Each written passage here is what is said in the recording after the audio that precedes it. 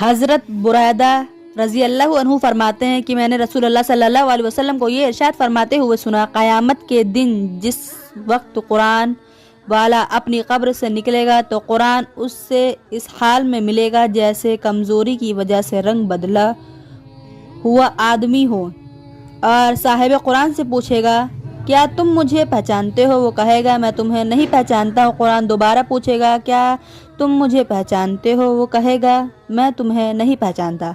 قرآن کہے گا میں تمہارا ساتھی قرآن ہوں جس نے تمہیں سخت گرمی کی دوپہر میں پیاسا رکھا اور رات کو جگایا، یعنی قرآن کے حکم پر عمل کرنے کی وجہ سے تم نے دن میں روزہ رکھا اور رات میں قرآن کی تلاوت کی۔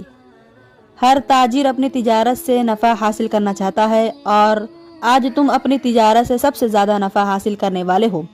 اس کے بعد صاحب قرآن کو دائیں ہاتھ میں بادشاہیت دی جائے گی اور بائیں ہاتھ میں جنت میں ہمیشہ رہنے کا پروانہ دیا جائے گا۔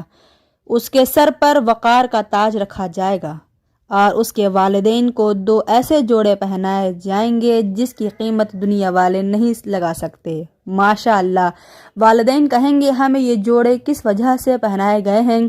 ان سے کہا جائے گا تمہارے بچے کے قرآن حافظ کرنے کی وجہ سے۔ پھر صاحب قرآن سے کہا جائے گا قرآن پڑھتا جا اور جنت کے درجوں اور بالاخانوں پر چڑھتا جا، چنانچہ جب تک وہ قرآن پڑھتا رہے گا، چاہے روحانی سے پڑھے یا چاہے ٹہر ٹہر کر پڑھے، وہ جنت کے درجوں اور بالاخانوں پر چڑھتا جائے گا۔ قرآن کریم کا کمزوری کی وجہ سے رنگ بدلے ہوئے آدمی کی شکل میں قرآن والے کے سامنے آنا، در حقیقت یہ خود قرآن والے کا ایک نقشہ ہے کہ اس نے راتوں کو قرآن کریم کی تلاوت اور دن میں اس کے احکام پر عمل کر کے اپنے آپ کو کمزور بنا لیا تھا۔